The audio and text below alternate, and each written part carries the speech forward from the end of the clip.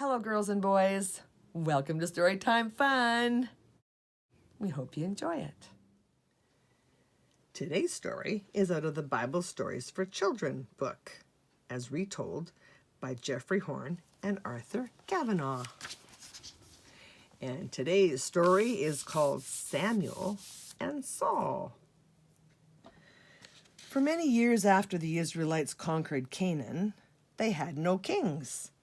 God had given the Israelites the 10 Commandments, and great men who were called judges led the people. But in time, the Israelites decided that they should have a king like all the other nations. The people went to Samuel, who was then their judge. "Choose a king for us," they told him. Not knowing how to answer them, Samuel asked the Lord what to do. "Listen to the people," the Lord said. "Let them have a king, if they want one, since they no longer trust me to lead them. But first tell them what will happen if they have a king." So Samuel warned the Israelites.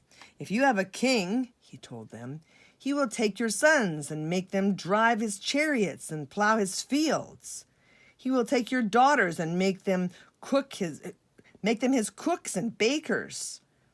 Then he will take the best of your crops and your wine and your animals and use them to feed his household. Finally, you will become his slaves. When that happens, you will call out to the Lord to help you, but he will not listen to you." The Israelites would not believe Samuel. "We still want a king," they said. Now God had told Samuel to do whatever the people wanted. So he chose a man named Saul to be the first king of Israel. Saul was a brave and handsome man who stood a full head taller than anyone else. God had picked him to save the Israelites from the Philistines, and he fought many battles and won many victories. One day, Samuel came to Saul and said to him, "The Lord remembers how once the Amalekites attacked the Israelites when they came out of Egypt, and how he wants to punish them. He orders you to destroy everything in the city of Amalek, men, women, and children, even camels, oxen, and sheep. No living thing is to be spared." So Saul raised a powerful army and marched on Amalek. He destroyed it entirely, sparing only Agag, the king of the Amalekites. The soldiers slaughtered all the thin and sickly animals in the city, but did not kill the plump lambs and healthy calves.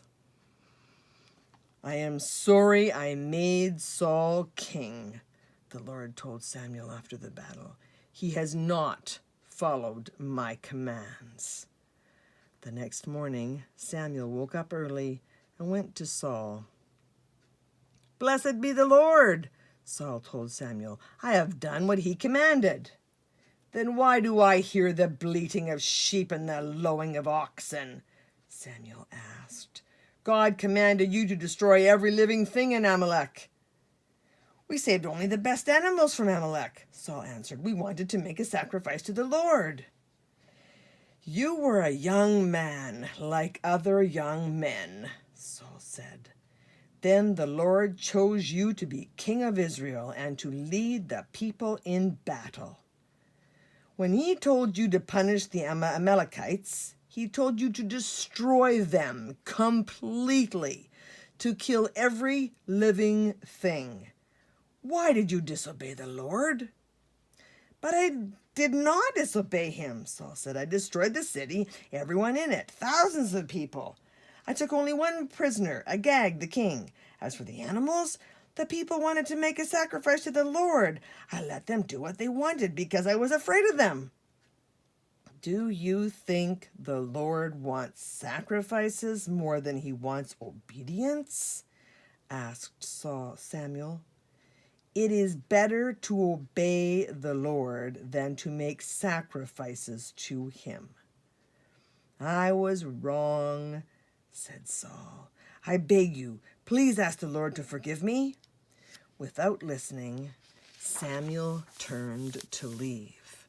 And as he turned, Saul grabbed at his robe to stop him, but the cloth tore off in his fingers. Just as you have torn my robe, so the Lord will someday tear your kingdom away from you and give it to someone else, said Samuel. You have turned away from the Lord, and now the Lord is turning away from you. So Saul went to his home, and Samuel went to his, and they never saw each other again. But Samuel wept for Saul, because the Lord no longer wanted him to be king. Well, that's it for today. See you next time.